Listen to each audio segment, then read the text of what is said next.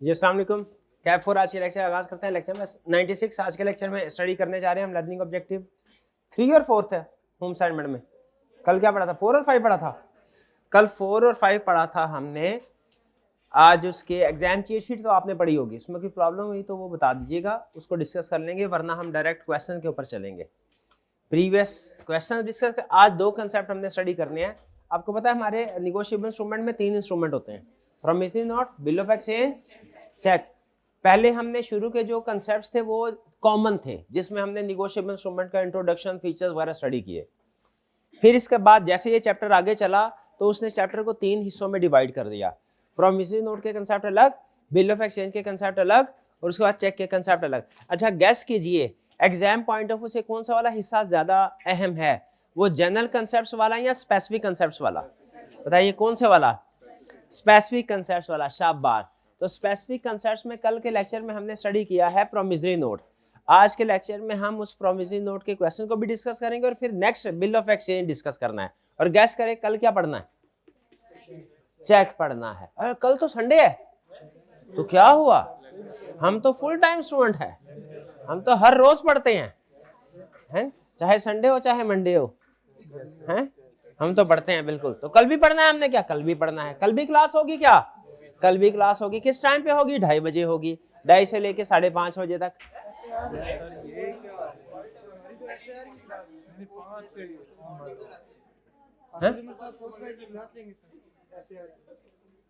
हाँ, तो जो स्टूडेंट किसी भी वजह से क्लास में ना आ सके उनके लिए लेक्चर अलग से यूट्यूब पे अवेलेबल कर दिया जाएगा।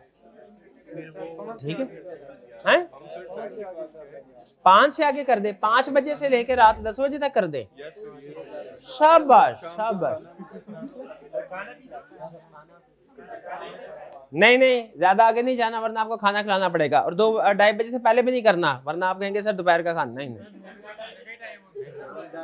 चाय के टाइम पे क्लास रखिए। चाय आग चलते हैं। अभी मैंने थोड़ी देर पहले बोला, क्या बोला? जो स्टूडेंट किसी भी वजह से क्लास को अटेंड ना कर सके, किसी भी वजह से, किस वजह से? किसी भी वजह से, उनके लिए लेक्चर यूट्यूब पे अपलोड कर दिया जाएगा। 3 घंटे मैंने आपसे वैसे कहा, आप दरमियान में नमाज की ब्रेक नहीं होनी, दरमियान में चाय की ब्रेक नहीं होनी। आज तक मैंने 3 घंटे छोड़े, 2 घंटे भी छोड़े, कभी 1.5 घंटा कंसेक्यूटिव पढ़ाया आज तक। मेरा स्टेमिना नहीं है, मेरा इतना, मैं नहीं पढ़ा सकता इतना। तो आप बेफिक्र रहें। आगे चलते हैं असाइनमेंट की तरफ। Question number 15, types of party. क्या कह रहा है जरा ये सुनिए। क्वेश्चन 15 में कह रहा है अनम साइंड ए प्रॉमिसरी नोट। खुद से बता दिया प्रॉमिसरी नोट है, हमें नहीं कहा पहचानो ये प्रॉमिसरी नोट है कि बिल ऑफ एक्सचेंज। क्या कहा? खुद से बता दिया प्रॉमिसरी नोट। इसको अंडरलाइन कर लें प्रॉमिसरी नोट के लफ्ज को। Worded as 1 month after date. 1 month after date का मतलब क्या है? आज के डेट के 1 महीने बाद। 1 month after date, I promise to pay Maha or order sum of ₹10,000 for value received. मैं माहो को या उसके ऑर्डर पे 10,000, जिसको माहा ऑर्डर लगाएगी उसको 10,000 रुपए अदा करूंगी। अनम ने बोला discuss the position of parties on this instrument. Parties की पोजीशन क्या है बताइए? प्रॉमिसरी नोट है, कितनी पार्टी होती है? बता। अनम की पोजीशन बताया क्या है? मेकर है। और महा कौन है? पेई है। सिंपल, कोई प्रॉब्लम इसमें? Next, Maria drawn A bill of exchange on Zahra. Drawn, Maria drawn का मतलब क्या है? मारिया ने बिल ऑफ एक्सचेंज लिखा है, मारिया ने हुक्म दिया है, मारिया ड्रॉर है। Drawn on Zohra. भाई बताइए ये कौन है? ड्राई। ज़हरा कौन है? ड्राई। ड्रॉर कौन है? मारिया, जिसने बिल लिखा है, जिसने ऑर्डर दिया है। किसको ऑर्डर दिया है? ज़हरा को। ज़हरा को क्या ऑर्डर दिया है? कि पे 2 months आफ्टर डेट, आज की डेट के 2 महीने बाद, पे to Hussain or order the sum of ₹5,000 for value received. Hussain को या जिसको हुसैन कहे, हुसैन और ऑर्डर का मतलब क्या है? हुसैन को या जिसको हुसैन कहे उसे ₹5000 दे देना, वैल्यू रिसीव्ड हो गई है। अब बताइए इसमें मारिया कौन? ड्रॉर। जहरा कौन? ड्राई। और हुसैन कौन? पे। शाबाश भाई, पोजीशन ऑफ पार्टीज पता चल गया। टाइप ऑफ इंस्ट्रूमेंट, ये बिल ऑफ एक्सचेंज है, ये तो मुझे पता चल गया। मुझे आप ये बताइए कि ये टाइम इंस्ट्रूमेंट है कि डिमांड इंस्ट्रूमेंट? क्या? कैसे पता चला? ओके, बेयर इंस्ट्रूमेंट है कि ऑर्डर इंस्ट्रूमेंट है? कैसे पता चला? ऑर्डर का लफ्ज लिखा हुआ और नाम भी। अच्छा, ऊपर वाला प्रोमिसरी नोट टाइम इंस्ट्रूमेंट है कि डिमांड? ऑर्डर या बेरर? ये क्या ऑर्डर है या बेरर है? ऑर्डर है। अच्छा बताइए, इसको बेरर करना हो तो क्या करेंगे? हाँ शाबाश, ये कौन बोला? शाबाश। प्रोमिसरी नोट को बेरर कर ही नहीं सकते, कर ही नहीं सकते। शाबाश, इंशाल्लाह पास। भाई की स्पेशल दुआ आपके लिए, इंशाल्लाह पास।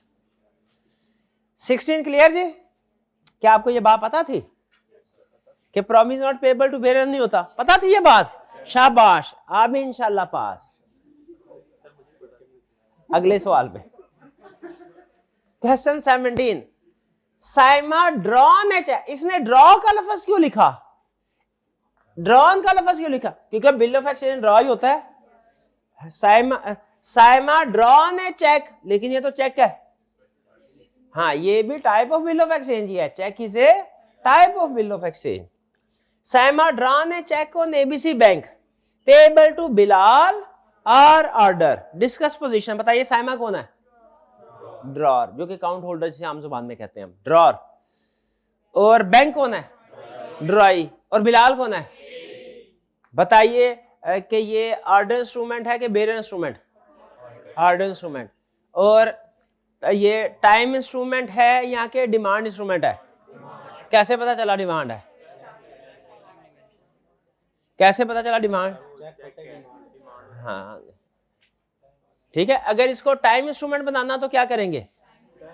हाँ, टाइम मेंशन होगा। टाइम इंस्ट्रूमेंट बनाना हो कैसे करेंगे इसको? क्वेश्चन 3 में, ये 17 में टाइम इंस्ट्रूमेंट कैसे बनेगा? टाइम मेंशन करेंगे। क्वेश्चन नंबर 17 में टाइम इंस्ट्रूमेंट कैसे बनेगा? टाइम मेंशन करेंगे। भैया क्वेश्चन नंबर 17 में टाइम इंस्ट्रूमेंट कैसे बनेगा? टाइम मेंशन करेंगे। क्वेश्चन 17 में टाइम इंस्ट्रूमेंट कैसे बने? टाइम। आपसे ये उम्मीद नहीं थी, आपसे ये उम्मीद नहीं। क्वेश्चन 17 में टाइम इंस्ट्रूमेंट कैसे बनेगा? आप बताएं। क्वेश्चन 17 में टाइम इंस्ट्रूमेंट कैसे बनेगा? टाइम मेंशन करके। ये हाल है आप लोगों का। कल बताया था, बैंक कभी आपको ये नहीं कहेगा चेक दे दो 2 दिन बाद पैसे ले जाना। चेक हमेशा पेएबल ऑन डिमांड होता है, ये कभी टाइम इंस्ट्रूमेंट बन ही नहीं सकता। क्या ये बात आपको पता थी? शाबाश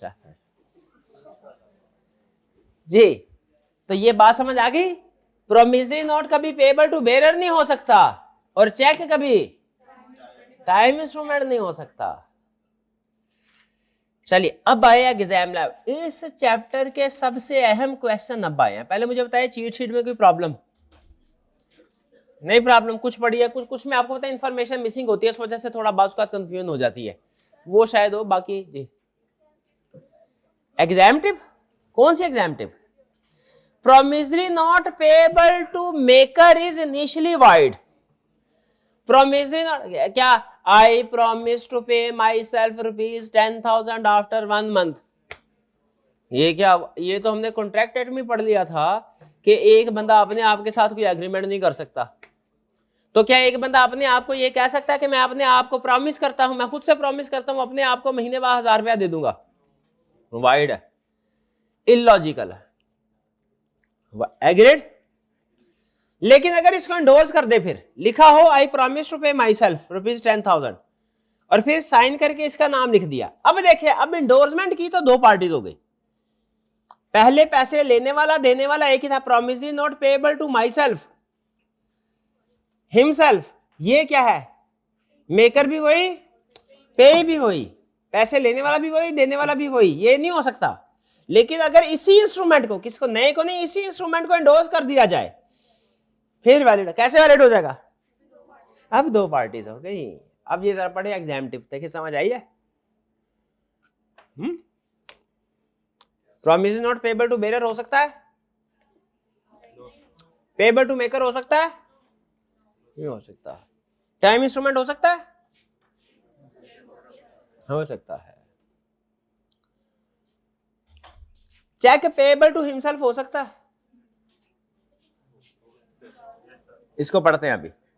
पहले आइए, पहला क्वेश्चन देखे, इस चैप्टर के सबसे अहम सवाल शुरू हो गए हैं। इस चैप्टर के एग्जाम में जो सबसे ज्यादा, ये इससे पहले जितने क्वेश्चन थे उनमें कोई थोड़ी बहुत ऊंच नीच भी हो तो चल जाएगा, यहां पे नहीं चलेगा। यहां पे आपको परफेक्ट आना है। करें start. Based on the previous negotiable instrument act 1881, इसको अंडरलाइन करने से क्या पता चला? बिजनेस लॉ का क्वेश्चन, नेगोशिएबल इंस्ट्रूमेंट का क्वेश्चन है जो आसान है। सिर्फ एक आधा कंसेप्ट इसका मुश्किल होता है, बस शुरू वाला। कल वाले कंसेप्ट आसान थे ना, आज मजे की बात बताऊं, उससे भी आसान है। क्यों? क्योंकि आज के कंसेप्ट कल के कंसेप्ट ही है, लेकिन ज्यादा आसान क्यों है? क्योंकि कल हमने वो कंसेप्ट नहीं पढ़े हुए थे, आज हमने वो कंसेप्ट पढ़े हुए हैं।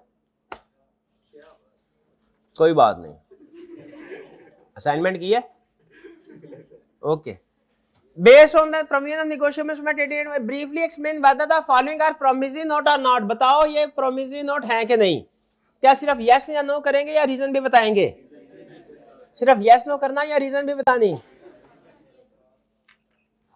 कर I promise to pay राहत on demand ₹5,000 at my convenience। क्यों प्रॉमिस का लफ्ज आ तो रहा है?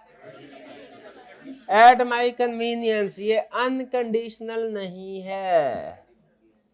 हाँ जी, कंडीशनल, अनकंडीशनल नहीं है ये। एट माई कन्वीनियंस यानी जब मेरे लिए आसानी होगी, पता नहीं कब आसानी होगी। लॉ कहता है निगोशिएबल इंस्ट्रूमेंट पे पक्की बात हो, पक्की बात, कच्ची पक्की बात नहीं करनी। निगोशिएबल इंस्ट्रूमेंट में हमेशा कौन सी बात करनी है? पक्की बात करें कि किस दिन क्या चीज, कितनी अमाउंट, कब, वगैरह वगैरह, ये चीजें सारी क्लियर हो, सर्टन हो। तो भैया ये अनसर्टन है, कंडीशनल है, अनकंडीशनल नहीं है, ये कह ले, या अनसर्टन भी कह ले, वो भी चली जाएगा किसी ना किसी। तो क्या ये प्रॉमिसरी नोट है? नहीं है। करें क्रॉस, हल्का सा अलग कर दे, आगे करके कहीं कर दे, ताकि जब रिवीजन करते हुए आए तो फिर आपको पहले से ना पता हो, या ना भी करना चाहे ना भी करें। Second on demand, I promise to pay Sonu or other ₹5,000 for value received। ये क्या है? प्रॉमिसरी नोट है। इसकी रीजन क्या लिखेंगे? Because all essentials are met. क्या रीजन लिखेंगे? All essentials are met. ठीक है। Third, I promise to pay Adil or other ₹5,500 share of Sigma Limited. क्यों नहीं? हाँ, ये शेयर हैं। रीजन लिखेंगे ये इंस्ट्रूमेंट नहीं है। क्यों नहीं है? बिकॉज हाँ, payment must be in money only, payment must be in money only. ये हो गया। यानी हम अहम चीज क्या बता रहा हूं आपको, हम अपना कंक्लूजन भी दे रहे हैं प्रॉमिसरी नोट है कि नहीं, और हम रीजन भी बता रहे हैं, रीजन भूलनी नहीं है। आगे चले। आई प्रॉमिस टू पे माई, आइडिया आया, आइडिया जेल से निकल जाएगा। मुझे कॉपी पेंसिल जल्दी से दे दे, कुछ सफा दे, छोटा दे दे दे दे दे, दे।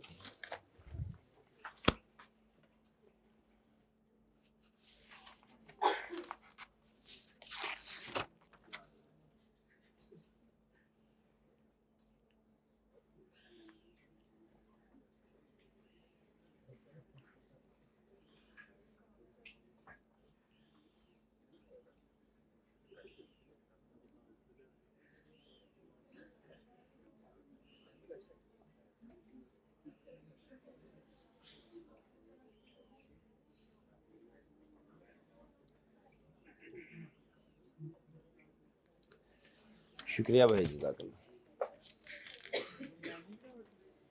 चलिए आगे चलते हैं।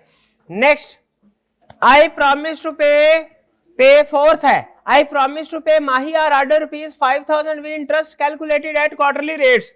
तो इंटरेस्ट ऐड कर सकते हैं। अच्छा रेट नहीं दिया तो 20% लगा लेंगे।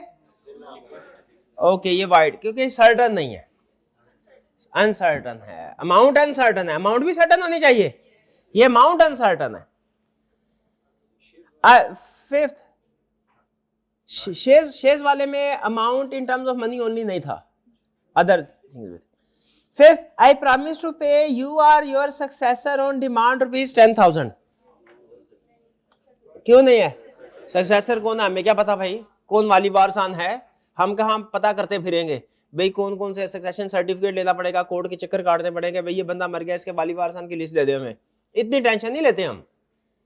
लॉ कहता है क्लियरली बताओ कौन, अगर कोई सक्सेसर है भी तो खुद बताओ कि भैया मैं मर गया तो यार ये, ठीक है। तो ये भी वैलिड प्रोमिसरी नोट नहीं है, किस वजह से? पार्टी सर्टन नहीं है, किस वजह से? एक स्टूडेंट कहने लगा सर जब पेएबल टू बेरर होता तब भी तो पार्टी सर्टन नहीं होती, पेएबल टू बेरर में भी तो पार्टी सर्टन नहीं है, वो क्यों वैलिड है? उसमें पार्टी सर्टन होती है। हैरत की बात सुने, क्यों? जो बेरर है, क्या जिसके पास इंस्ट्रूमेंट आपको कंफर्म नहीं होगा कि यही पार्टी है जिसको पैसे देने हैं, तो वो भी एक तरह सर्टन पार्टी ही समझे उसको जी।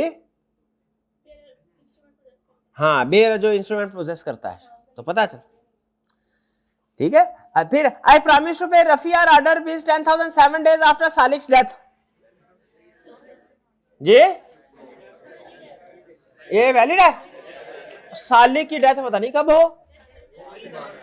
होगी तो सही ना। अच्छा ओके, अब मुझे बताइए इसको आप एक लफ्ज चेंज करें और इसको वाइड बनाएं। हाँ जी, अगर हो आई promise to pay Rafi or order पे 10,000 7 days आफ्टर सालिक्स मैरिज, तो ये क्या हो जाएगा? ये हो जाएगा वाइड, शाबाश। अगर मैरिज होगा तो डेथ पे वैलिड है। आई एम लायबल टू पे अहमद रुपीज 5,000, वैलिड है कि वाइड है? वाइड कैसे है? मान रहा है पैसे देने हैं, देगा कि नहीं? वादा नहीं है, वादा नहीं है, कह रहे हाँ देने हैं, ले सकते हो तो ले लो। आई एम लायबल टू पे अहमद रुपीज 5,000, मैंने अदा करने हैं, अदा करने का वादा नहीं किया। भाई कुछ कुछ समझ आ रही है? अब बाकी जो है वो जल्दी से करते हैं क्योंकि बाकी पास पेपर के नहीं है। State whether following are promissory note or not a sign instrument in the following. Mister B I owe you rupees 1,000, क्यों नहीं? प्रॉमिस टू पे नहीं है, एक्नॉलेजमेंट ऑफ डेट है लेकिन प्रॉमिस टू पे नहीं है। Second, I am liable to pay to B rupees 500, same acknowledgement of debt है, promise to pay नहीं है। Third, I have taken from B rupees 2,000 and I am accountable to him for the same with interest, क्यों? Accountable to him का मतलब यही है मैं जिम्मेदार हूं, वादा नहीं किया। और इसकी दूसरी रीजन भी है क्या? इंटरेस्ट को स्पेसिफाई भी नहीं किया रेट क्या। I acknowledge myself to be in debt to B rupees 1,000 to be paid on demand for value received, ये एक्नॉलेजमेंट ऑफ डेट भी है और प्रॉमिस टू पे भी है। 20, state whether following are promissory notes or not. पहला, Azam signs the instrument in the following terms. I promise to pay Babar our order rupees 500, valid है? Okay. Second, a sign the instrument in following, I acknowledge myself to be indebted to B rupees 1,000 to be paid on demand for value received, ये भी valid है because all essentials are met. Third, a promise to pay B a sum of rupees 500 on telephone, ये valid नहीं है, क्यों valid नहीं है? Return नहीं है, सारे निगोशिएबल इंस्ट्रूमेंट्स रिटर्न होने चाहिए। 21, based on the provisions of Negotiable Instrument Act 1881, briefly explain whether the following are promissory notes or not. I promise to pay B rupees 500 7 days after my marriage with C. I promise to pay B rupees 500 on D's death provided D leaves him enough to pay the sum. यहां पे अगर ये A वाला तो आपको होता है wide है, मैरिज अनसर्टन है, B वाला यहां तक होता तो वैलिड होता। ये आगे जो उसने कंडीशन ऐड कर दी ना, provided D leaves me enough to pay the sum, इसकी वजह से वाइड हुआ है, डेथ की वजह से वाइड नहीं हुआ, इस कंडीशन की वजह से वाइड हुआ है।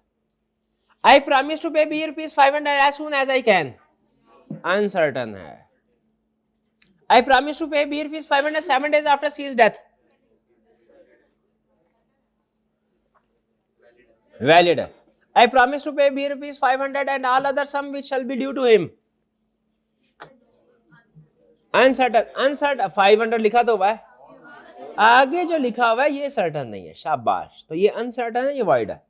I promise to pay B rupees 500 and all fines according to the rules, ये भी अनसर्टन। हाँ जी, फाइन की अमाउंट मेंशन नहीं। 22 briefly explain whether following are promissory note or not. Asif writes the instrument but does not sign thereon. I promise to pay Bilal rupees 5000, sign नहीं किए तो क्या होगा, ये promissory note नहीं, बिल्कुल ठीक। A promissory note payable to the principal of ABC College of Accountancy, ये बताइए। हाँ ये वैलिड है कि फंस गए इधर आप। एज्यूम करें अमाउंट लिख दिया, आगे बताएं। जो चीज नहीं लिखी हुई समझे वो ओके है। क्या चीज, ये वैलिड है। पार्टी तो सर्टन ही नहीं है, पोजीशन सर्टन है। पार्टी की बजाय पोजीशन लिख दे तो भी चलेगा। ब्रांच मैनेजर लिख दिया, ब्रांच का वो मैनेजर का नाम नहीं लिखा तो भी चलेगा, बिल्कुल चलेगा। ये खास तौर पे एग्जांपल नोट कर लें, ये वैलिड है। 22 की भी, आई promise to pay Kamal rupees 50,000 and to deliver him my black horse.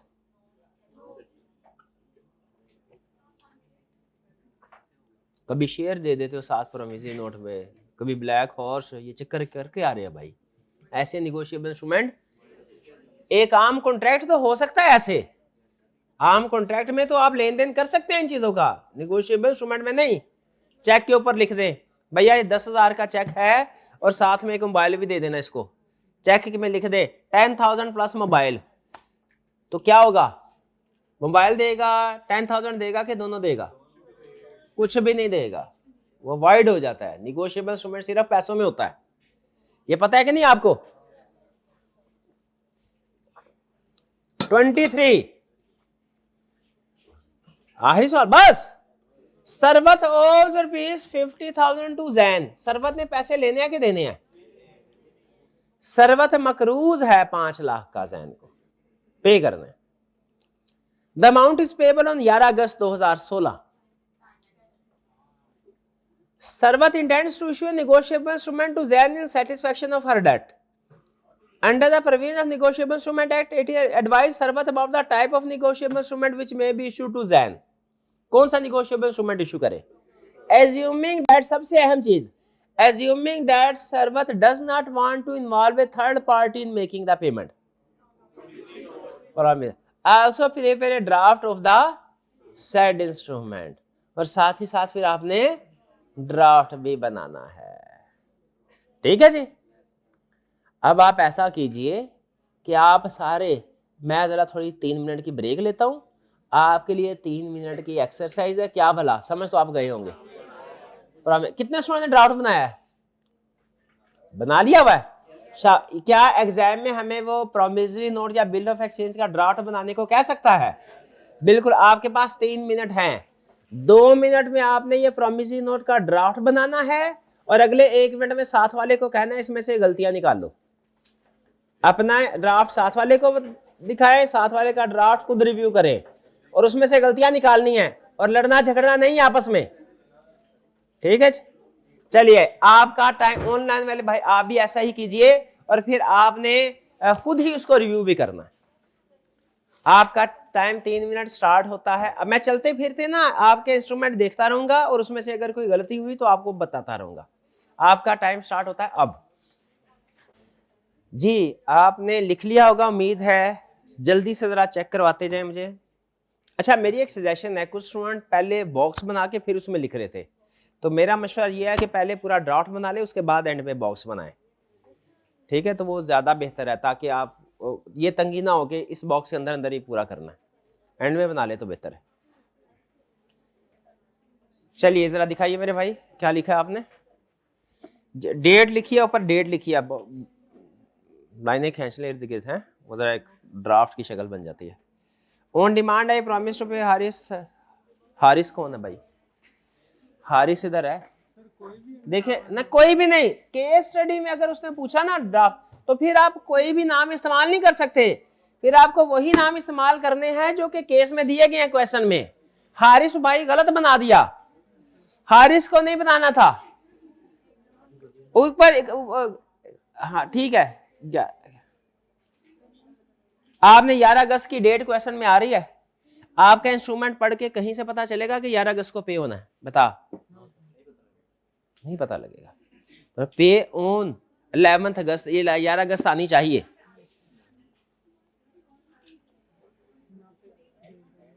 ठीक है, शाबाश। दिखाइए, आप दिखाइए क्या किया आपने। 11 नहीं ठीक है, कोई प्रॉब्लम नहीं, बल्कि ये अच्छा बन गया। ये फायदा ये होता है, efficient utilisation of available resources, तो ये गुड है, मुझे ये पसंद आया। ऑन ऑन ऑन ऑन के आगे डेट क्यों नहीं? क्या क्वेश्चन में डेट लिखी हुई थी 11 अगस्त? हाँ, डेट लिखनी चाहिए थी आपको, क्योंकि क्या समझ आए कि डिमांड है कि टाइम है? ये है टाइम। कैसे पता चला? क्योंकि पेएबल ऑन 11 अगस्त उसने खुद लिखा हुआ है। पेएबल ऑन डिमांड के बजाय ऑन 11 डेट लिखा हुआ है, वरना वो कहता है ऑन डिमांड पे करेगा। ऊपर डेट आज के लिए, ओ कोई भी लिख ले, वो कोई इससे पहले वाली डेट कोई भी लिख ले। रेवेन्यू स्टैंप सिर्फ एक दफा लिखना है आपने बस। लेफ्ट पे लिखे राइट पे लिखे, इससे फर्क नहीं पड़ता रेवेन्यू स्टैंप किधर लगाई। लेफ्ट पे लिखे वो भी ठीक है, राइट पे लिखे वो भी ठीक है।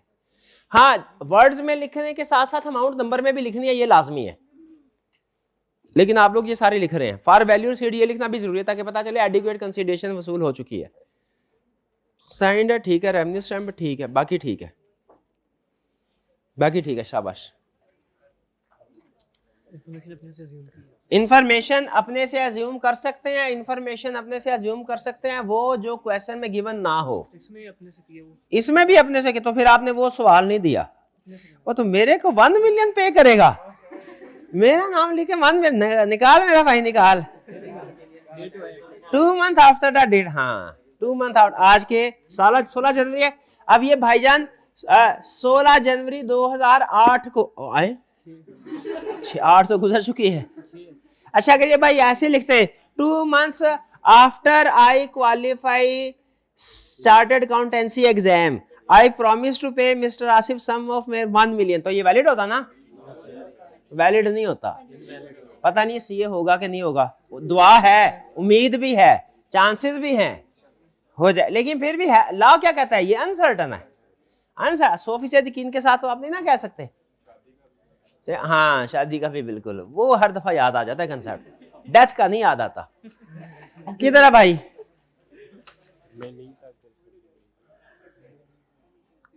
ये B1 जनवरी कौन सी डेट होती है? B1 जनवरी, ठीक है, B1 ऑन डिमांड। डिमांड नहीं है, और डेट लिखी हुई है उसने, फिर डिमांड बना दिया है ये। अच्छा, आप क्या कर रहे हैं? कोई सा भी पूछे आपने फिट वही करना जो याद किया हुआ है। वो एग्जाम में कोई सा भी पूछे आप ऐसे ही करेंगे, कर तो ऐसा ही रहे हैं, मेरे साथ तो ऐसे ही कर रहे हैं।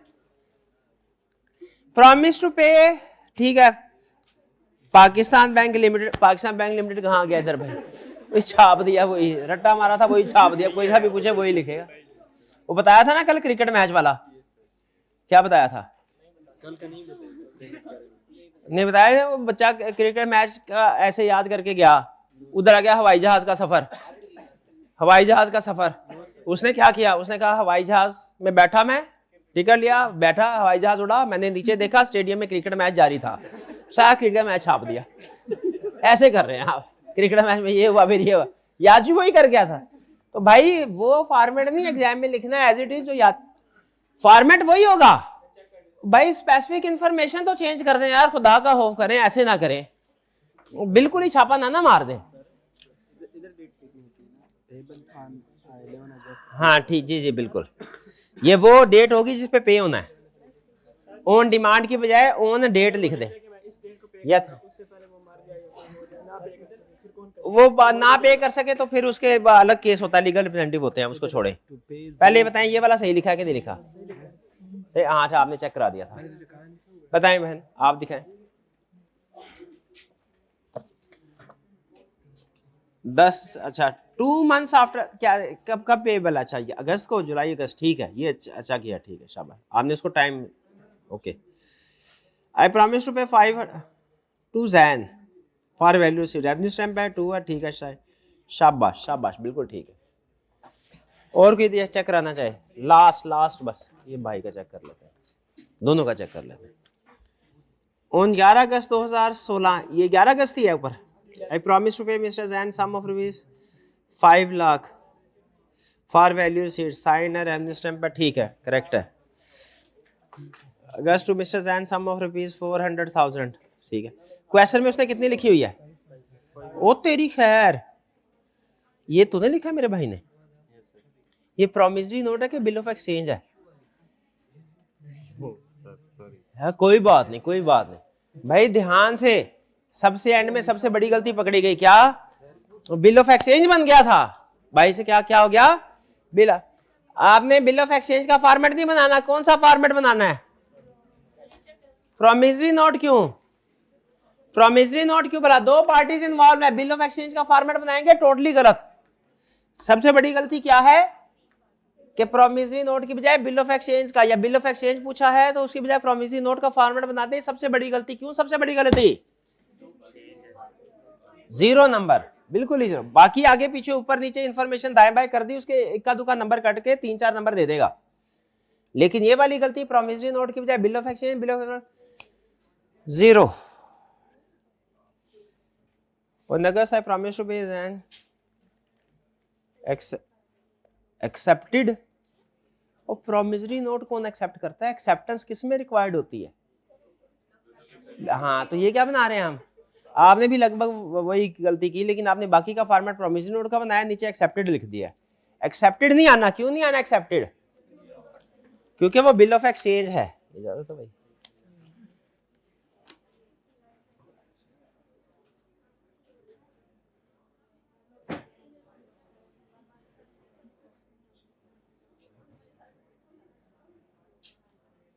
नहीं पढ़ा जाएगा? पढ़ा जा रहा है, देखा।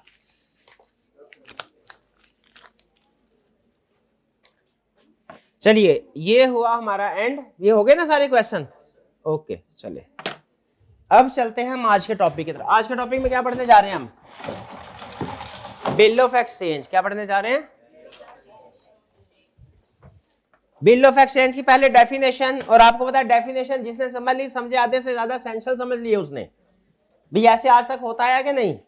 देखते हैं आज भी ऐसा ही होगा या आज तारीख बदलेगी। क्या तारीख अपने आप को दोहराएगी या बदलेगी? अभी देख, अभी पता चल जाता है। तारीख क्या है कि अगर हम डेफिनेशन पढ़ लें तो आधे से ज्यादा एसेंशियल्स हमें डेफिनेशन से ही समझ आ जाते हैं, वहीं से निकलते हैं। पहला कह रहा है बिल ऑफ एक्सचेंज क्या है? ये एक रिटर्न डॉक्यूमेंट है। कौन सा डॉक्यूमेंट है? रिटर्न डॉक्यूमेंट है। और अनकंडीशनल है। क्या है? अनकंडीशनल। रिटर्न है, अनकंडीशनल डॉक्यूमेंट है, रिटर्न डॉक्यूमेंट है, अनकंडीशनल है, प्रॉमिस नहीं है, ऑर्डर है। हमें भी पता है प्रॉमिस नहीं ऑर्डर है। प्रॉमिस होता तो प्रॉमिसरी नोट ना होता, ठीक है? बिल ऑफ एक्सचेंज है इसीलिए ऑर्डर है, ठीक है? प्रॉमिस होता तो प्रॉमिसरी नोट ना होता। रिटर्न है, अनकंडीशनल है, ऑर्डर है, जिसमें ड्रॉर लिखता है किस पार्टी को? ड्राई पार्टी को, जिसमें एक फिक्स्ड यानी सर्टन जिसमें ये पार्टी सर्टन हुई, ये अमाउंट सर्टन हो रही है, सम ऑफ मनी टू पे को अदा करनी है। यानी 3 पार्टीज हुई, सर्टन सम पे करनी है। सम क्या? और वो कौन से पैसे होने चाहिए? पाग रुपीज। डेफिनेशन देखे, बताएं समझ आ रही है? इसमें क्या क्या चेंज करेंगे तो ये प्रोमिसरी नोट की डेफिनेशन के करीब बन जाएगी। पार्टीज दो करते हैं, ऑर्डर को करते हैं प्रॉमिस। हाँ, डॉट वगैरह की जगह मेकर और पे ही लिख दें। बिल्कुल ठीक है। तो स्टडी करें हम इसके एसेंशियल्स। एसेंशियल्स क्या है? एसेंशियल, अब हम क्या पढ़ने जा रहे हैं? बिल ऑफ एक्सचेंज की डेफिनेशन पढ़ ली, अब हम इसके एसेंशियल एलिमेंट्स पढ़ने जा रहे हैं। पहला एलिमेंट रिटर्न डॉक्यूमेंट है। ये क्या होना चाहिए? रिटर्न होना चाहिए। ये ओरल वर्बल ऑर्डर जो होगा वो क्या होगा? इनवैलिड। क्यों? क्यों? हमने तो कॉन्ट्रैक्ट एक्ट में पढ़ा था कि वर्बल कॉन्ट्रैक्ट भी वैलिड होता है। कोई नहीं बोलेगा, वर्बल कॉन्ट्रैक्ट भी वैलिड होता है। तो यहां पे नहीं है वर्बल निगोशिएबल इंस्ट्रूमेंट वैलिड नहीं होता। क्यों नहीं होता? हाँ शाबाश, क्योंकि डेफिनेशन में लिखा है वो रिटर्न फॉर्म में होगा।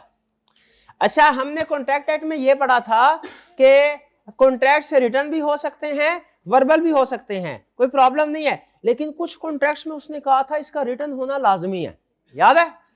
Explain with the help of example. कौन से कॉन्ट्रैक्ट का रिटर्न होना जरूरी है? शाबाश, agreement on account of nature law and affection. और कौन से? टाइम बार गिफ्ट। शाबाश। और कौन सा? टाइम बार डेट। और क्या था? डिस्प्यूट वाला क्या था? वो आर्बिट्रेशन एग्रीमेंट। उनका रिटर्न में होना जरूरी है। बाकी रिटर्न में भी हो सकते हैं, वर्बल भी हो सकते हैं। जैसे बात से बात निकलती है तो कंसेप्ट से कंसेप्ट भी तो निकल सकता है। अब कंसेप्ट से कंसेप्ट मेरे जहन में आया, एग्रीमेंट एक कंसेप्ट था, एग्रीमेंट वर्बल भी हो सकता है और रिटर्न भी हो सकता है, लेकिन कुछ एग्रीमेंट्स का रिटर्न होना जरूरी है, आपने एग्जांपल बता दी।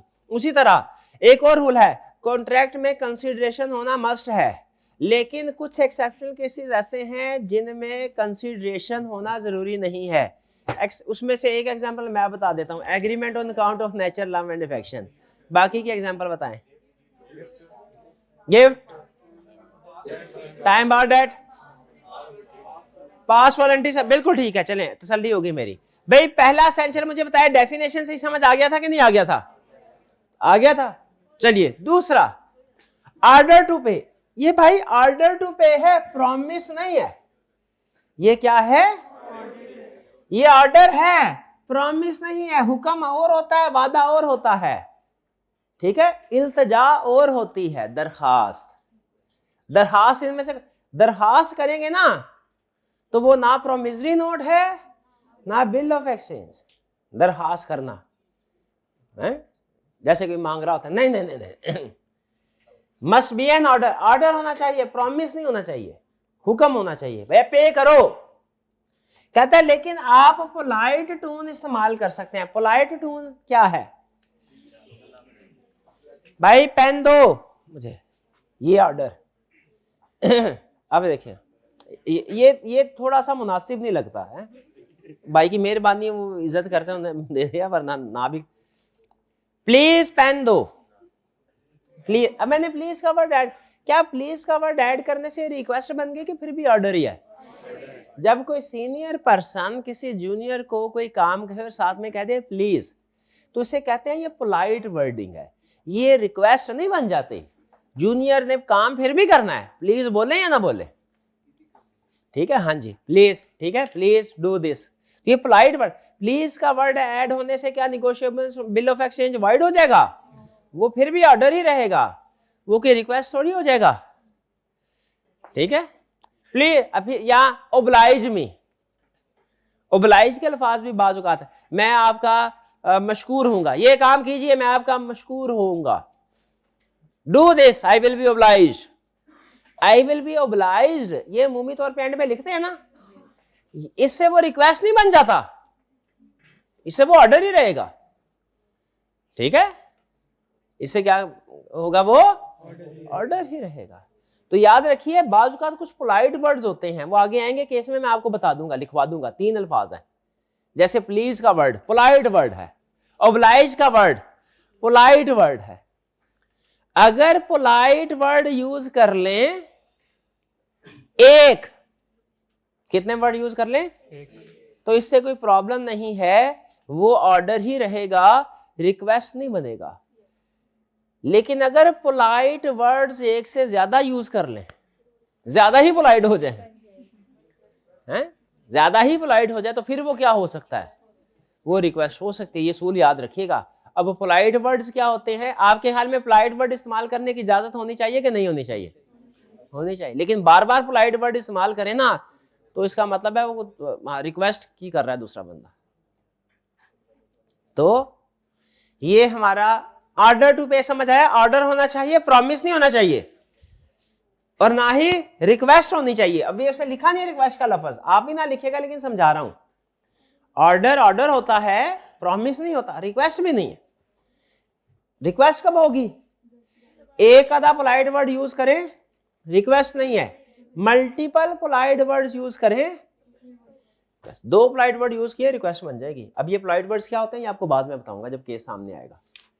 जैसे ओब्लाइज, जैसे प्लीज, और शायद आगे कन्वीनियंस का वर्ड में भी हो, लेकिन वो जब केस स्टडी आएगी फिर बताऊं। नेक्स्ट, अनकंडीशनल होना चाहिए। क्या होना चाहिए? अगर कंडीशनल कर दिया तो क्या हुआ फिर? यानी अनकंडीशनल का मतलब क्या है? कोई कंडीशन ऐड नहीं करनी। हाँ, अगर आप ये कंडीशन ऐड करते हैं क्या कि ये पेएबल होगा 2 महीने बाद, ये पेएबल होगा लाहौर में, ये पेएबल होगा किसी पर्सन की डेथ के बाद, तो ये इसे अनकंडीशनल या अनसर्टन नहीं समझा जाएगा।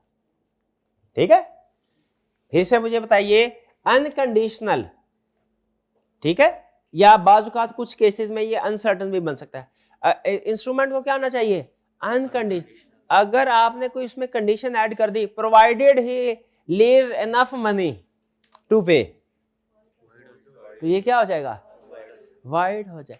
अच्छा, कॉन्ट्रैक्ट में तो पढ़ा था कंटिंजेंट कॉन्ट्रैक्ट वैलिड होता है, वो कॉन्ट्रैक्ट ऐड था। ये क्या है?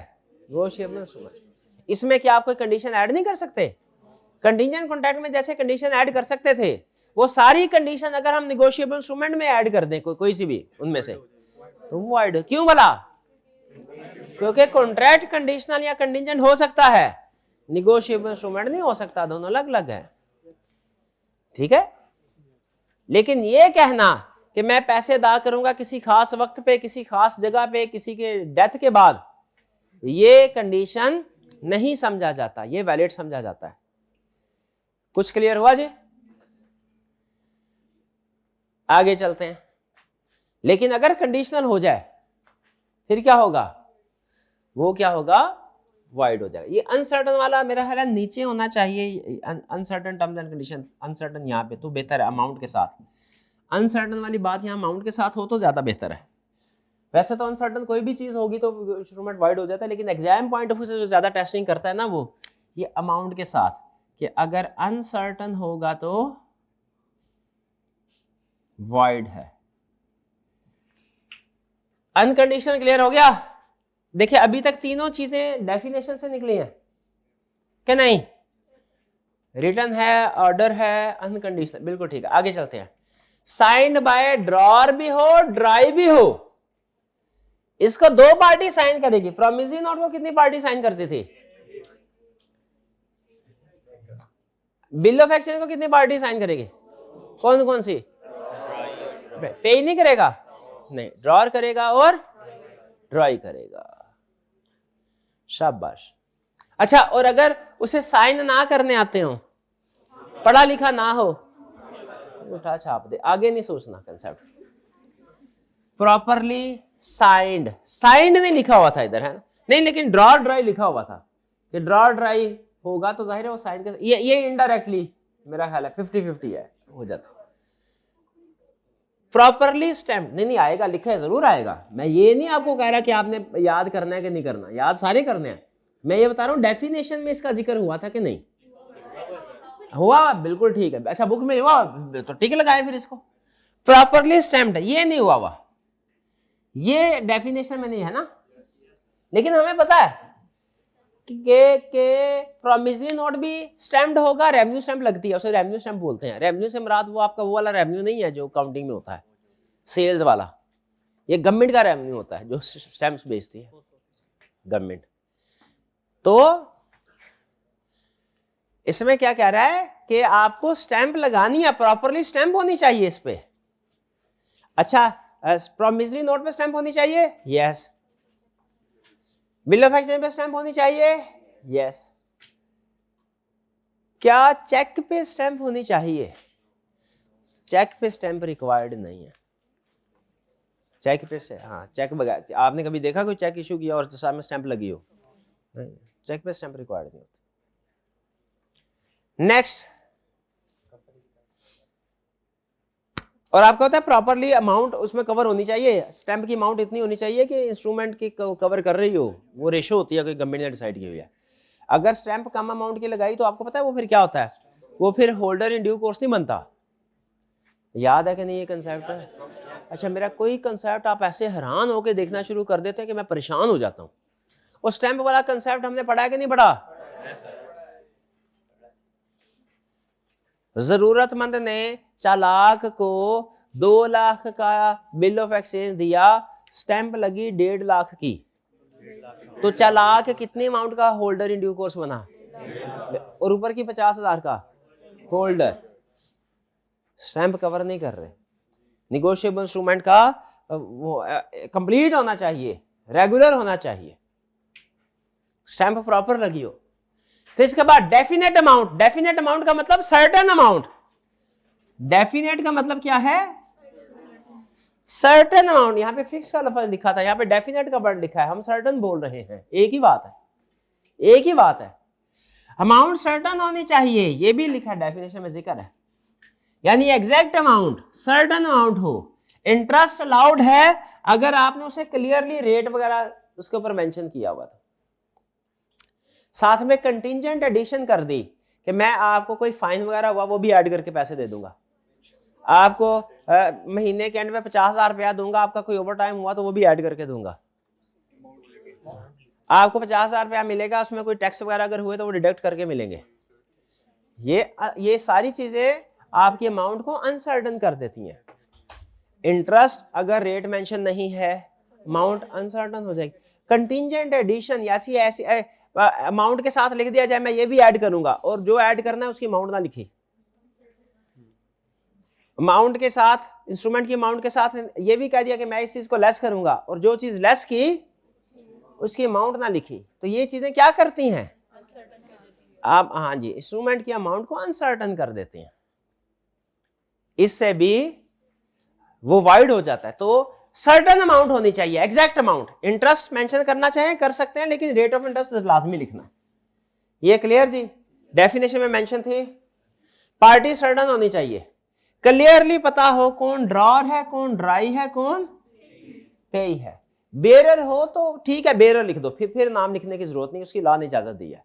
बेरर हो तो बेरर लिख दो, उस सूरत में अमाउंट की वो पार्टी के नाम लिखने लॉ ने उसकी इजाजत दी है। वरना ड्रॉर कौन है क्लियर लिखें, ड्राई कौन है क्लियर लिखें, पेई कौन है क्लियर लिखें।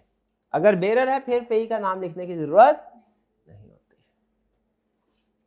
ठीक है। अगर फिक्टिशियस पेई कोई फिक्टिशियस पर्सन है, ठीक है, मैंने भाईजान को ऑर्डर किया, भाई प्लीज पे टू जकूटा जिन ₹100,000। अब ये आप सबको पता है कि जकूटा जिन कौन है? Fictional character. पता है जकूटा जिन का? अच्छा, साथ वाले को क्यों देख रहा भाई? ऐसे ना कर मेरा भाई, हाँ उसको पता चल गया। हाँ, तो वो अगर फिक्टिशियस कैरेक्टर है तो फिर किसको पेबल होगा? किसको पेबल होगा? Payable to bearer, payable to bearer. ये भाईजान के पास एक बिल ऑफ एक्सचेंज था, उसके ऊपर लिखा हुआ था पेबल टू नीलम परी, ठीक है। ये भाईजान इंस्ट्रूमेंट जो इनके पास था, अब ये पेमेंट लेने के लिए भाई के पास गए, भाई कहने लगा तुम कहां से नीलम परी हो? क्या ये पेमेंट लेने का हकदार है कि नहीं? नहीं है हकदार। अच्छा, 5 सेकंड के अंदर अंदर अपना बयान ऐसे बदला आपने, सुभान अल्लाह, सुभान अल्लाह। ये मेरा भाई बताएगा। इस भाई के पास एक निगोशिएबल बिल ऑफ एक्सचेंज है, उसके ऊपर लिखा हुआ है पेबल टू नीलम परी। ये भाईजान उधर चला गया इसके पेमेंट लेने के लिए, जिसने जो था, कौन था? ड्रॉर के ड्राई। पेमेंट लेने के लिए किसके पास जाना होता है? ड्राई के पास। पे में किसका नाम लिखा है? नीलम परी। और ये ड्राई के पास गया है, ठीक है। अब मुझे बताइए, ड्राई इसको लीगली पे करेगा या नहीं पे करेगा? लीगली क्यों? ये नीलम परी वाकई नहीं है। कोई मैंने जिंदगी में आज तक नीलम परी ऐसी नहीं देखी जिसकी दाढ़ी हो। यकीन करें। क्या आपने देखी है? वो अपने आप को नीलम परी कहता था। फिर लीगली पेमेंट होगी, लेकिन कानूनी नुक्ते से जवाब दे, पेमेंट होगी या नहीं होगी? पेमेंट होगी। क्यों? क्योंकि लॉ कहता है अगर पेएबल टू फिक्टिशियस पर्सन हो तो वो पेएबल टू बेरर होता है। ये फिक्टिशियस पर्सन है, ये पेएबल टू बेरर ही होगा। ठीक है जी, आगे चलते हैं। तो ये सर्टेन पार्टी भी लिखा हुआ था, सर्टेन पार्टी भी डेफिनेशन में मेंशन था कि सर्टेन पार्टी को, हाँ पार्टी ड्रॉ ड्राई पे, ये फिक्टिशियस वाली बात नहीं लिखी थी, मेन कंसेप्ट तो लिखा था ना, इसको तो हम टिक करेंगे। पेमेंट इन लीगल करेंसी, ये तो आपको पता ही है, पाक करेंसी में अगर डॉलर में पेएबल हुआ तो नहीं है, और पैसों के अलावा कोई और चीज पेएबल हुई, share, black horse, furniture, mobile, तो फिर वो वाइड है, मस्ट बी इन पाक रुपीज ओनली। गुड्स या फॉरेन करेंसी हुई तो वाइड है। और अब है नॉट पेएबल टू बेरर, ये तो प्रॉमिसरी नोट का पॉइंट था, बिल ऑफ एक्सचेंज का पॉइंट है not payable to bearer on demand, यानी bill of exchange payable to bearer तो हो सकता है लेकिन payable to bearer on demand नहीं हो सकता। इसकी रीजन भी सुन लें, क्योंकि बिल ऑफ एक्सचेंज में एक रिक्वायरमेंट है क्या कि आपने पेमेंट करने से पहले जो पेई है ना उसकी शनाख्त करनी है, आपके पास सबूत होना चाहिए किसको पे की है। पुराने जमाने में ना ये सबूत नहीं, आजकल तो होते हैं, वो आप पिक्चर ले लेते हैं, सीसीटीवी कैमरा होते हैं, आजकल ये सबूत इकट्ठे करना आसान है। पुराने ज़माने में थोड़ा मुश्किल होता है जब सीसीटीवी कैमरा नहीं होते थे। तो बिल ऑफ एक्सचेंज में चूंकि बाज़ का थर्ड पार्टी इन्वॉल्व होती हैं तो उसका पता नहीं होता कि कौन बंदा आ गया, तो बिल ऑफ एक्सचेंज में रूल ये होता था चूंकि थर्ड पार्टीज इन्वॉल्व होती हैं, 3 पार्टी होती है ना, तो इसीलिए पे की कंफर्मेशन करनी है, आइडेंटिटी कंफर्म करके फिर ड्राई पे करता है।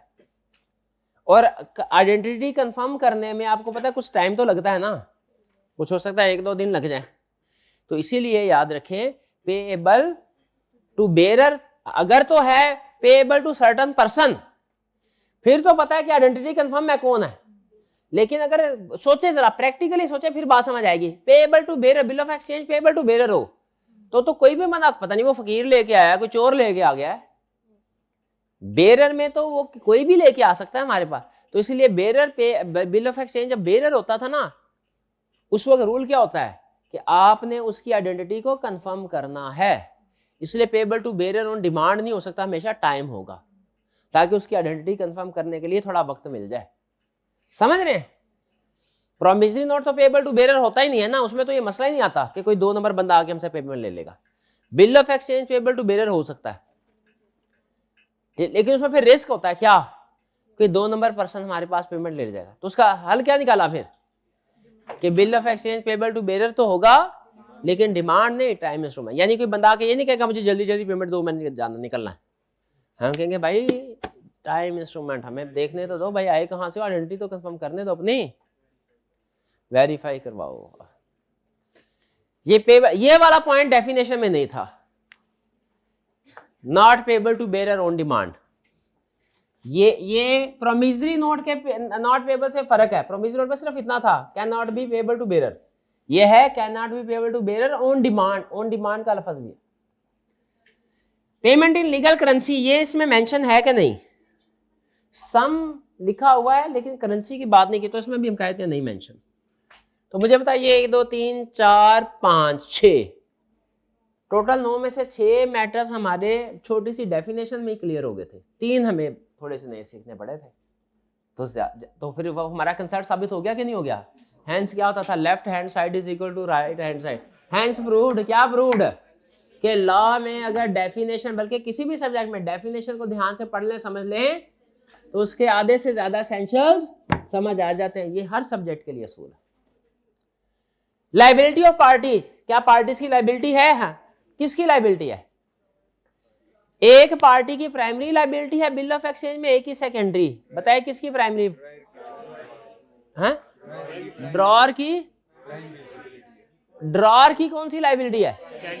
सेकेंडरी। प्राइमरी रिस्पॉन्सिबिलिटी किसकी है? याद रखिए, जब तक इंस्ट्रूमेंट एक्सेप्ट नहीं ना होता, बिफोर एक्सेप्टेंस लाइबिलिटी सारी की सारी किसकी है? ड्रॉर की, क्योंकि ड्राई ने कहा मैं जानता ही नहीं इसको, तो ड्रॉर तो लाइबल टू। लेकिन जब ड्राई एक्सेप्ट कर ले तो फिर प्राइमरी लाइबिलिटी किसकी है? ड्राई की। और सेकेंडरी लाइबिलिटी, सेकेंडरी क्यों कह रहा हूं भला मैं? हाँ, वो ना दे, अगर ड्राई ना पैसे दे तो ड्रॉर के पास आएगा। भी बात समझ आई कि नहीं? तो बताइए, कल प्रॉमिसरी नोट पढ़ा था, आज बिल ऑफ एक्सचेंज पढ़ा। कल प्रॉमिसरी नोट की समझ आई थी, आज बिल ऑफ एक्सचेंज की समझ आई है? मैं नहीं मानता। अगर आपको समझ आई है, जब तक दोनों का डिफरेंस नहीं सामने आप मुझे क्लियर करेंगे तो मैं नहीं मानूंगा। किताबें बंद कर दें, किताबें बंद कर दें, बहुत पढ़ लिया। सिर्फ आपने मुझे अब ये बताना है, मैं आपको पॉइंट बताऊंगा, आपने मुझे डिफरेंस बताने हैं। क्या पढ़ने लगे हम? Difference between promissory note and पहला पार्टीज। प्रॉमिस नोट में कितनी पार्टीज हैं? कौन कौन सी? एग्जाम में किसी ने प्रॉमिसर प्रॉमिसी लिखा ना तो मैं छोड़ूंगा नहीं उसको। मेकर और पेई है। प्रॉमिसर प्रॉमिसी की टर्म किधर होती थी? कॉन्ट्रैक्ट एक्ट में। इधर कौन सी टर्म है? और बिल ऑफ एक्सचेंज में कितनी पार्टीज हैं? कौन कौन सी? नेचर, ये क्या है? प्रॉमिस टू पे। ये क्या है? इसमें अगर सिर्फ एक्नॉलेजमेंट ऑफ डेट हो तो वो कौन सा इंस्ट्रूमेंट होगा?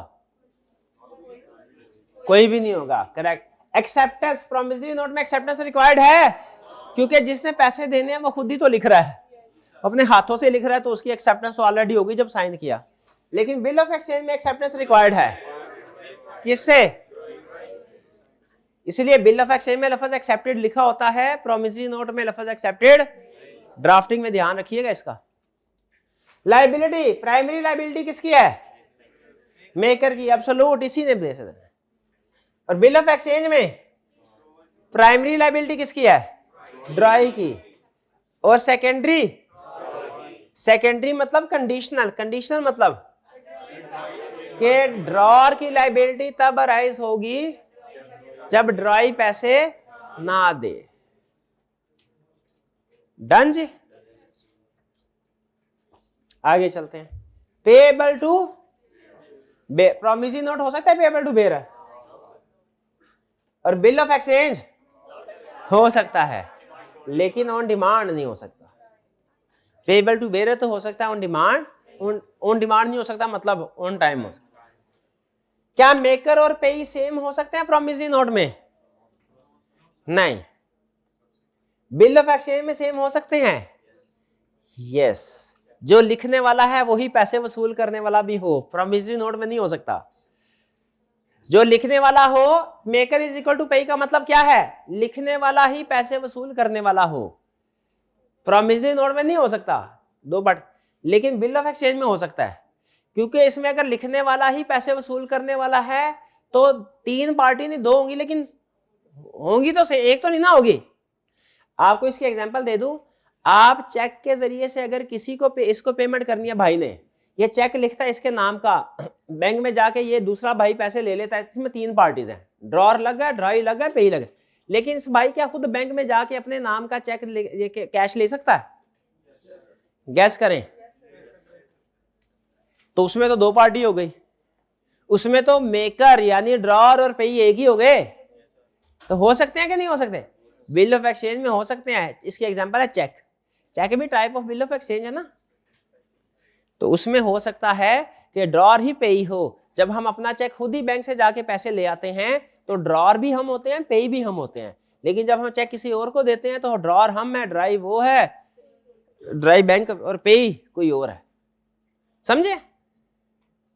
तो प्रॉमिसरी नोट में जो मेकर है वही पेई नहीं हो सकता, लेकिन बिल ऑफ एक्सचेंज में ड्रॉर ही पेई हो सकता है। नोटिस ऑफ डिसऑनर, अगर ड्यू डेट पे पेमेंट ना हो, प्रॉमिसरी नोट में किसी को बताने की जरूरत है, किसी से शिकायत करने की जरूरत है? प्रॉमिसरी नोट में किसी से शिकायत करने की जरूरत नहीं। क्यों भला? जिससे शिकायत करनी है उसने खुद ही डिसऑनर किया है। लेकिन बिल ऑफ एक्सचेंज में अगर ड्रॉई ड्यू डेट पे पेमेंट करने से इनकार कर दे क्या ड्रॉअर को नोटिस ऑफ डिसऑनर देना है? हाँ जी, ताकि उससे फिर पैसे रिकवरी कर सके। लेकिन प्रॉमिसरी नोट में नोटिस ऑफ डिसऑनर नहीं रिक्वायर्ड। क्यों नहीं रिक्वायर्ड? खुद ही डिसऑनर किया उसने खुद ही डिसऑनर किया। ठीक है, बिल ऑफ एक्सचेंज में तो अगर ड्रॉई जो है वो हमारी बेइज्जती कर दे, बेइज्जती कैसे? ड्यू डेट पे के भाग जाओ, मैंने नहीं पैसे देने, तो हम ड्रॉअर को बताएंगे ना भाई हमारी बेइज्जती हो गई, नोटिस ऑफ डिसऑनर देगा ना। लेकिन प्रॉमिसरी नोट में जो मेकर था उसने ड्यू डेट पे कहा मैंने पैसे नहीं देने, तो थोड़ी देर बाद दोबारा उसको इतला देने के लिए जाएंगे? नहीं, दोबारा बेइज्जती करवाने आए हो गया। तो प्रॉमिसरी नोट में नोटिस ऑफ डिसऑनर रिक्वायर्ड नहीं, लेकिन बिल ऑफ एक्सचेंज में नोटिस ऑफ डिसऑनर रिक्वायर्ड है। माइनर ये चीज है। अच्छा, डर क्यों रहा है मेरा भाई? हाँ, माइनर प्रॉमिसरी नोट लिख सकता है, लेकिन फिर अगर वो ड्यू डेट पे पेमेंट नहीं करता तो उसके खिलाफ एक्शन नहीं होगा। लेकिन अगर किसी दूसरे बंदे ने माइनर को प्रॉमिसरी नोट दे दिया, माइनर रिकवरी करवा सकता है कि नहीं? करवा सकता है। किसी भी एग्रीमेंट की तरह प्रॉमिसरी नोट या बिल ऑफ एक्सचेंज में भी माइनर लेने में तो हो सकता है, देने में नहीं होगा।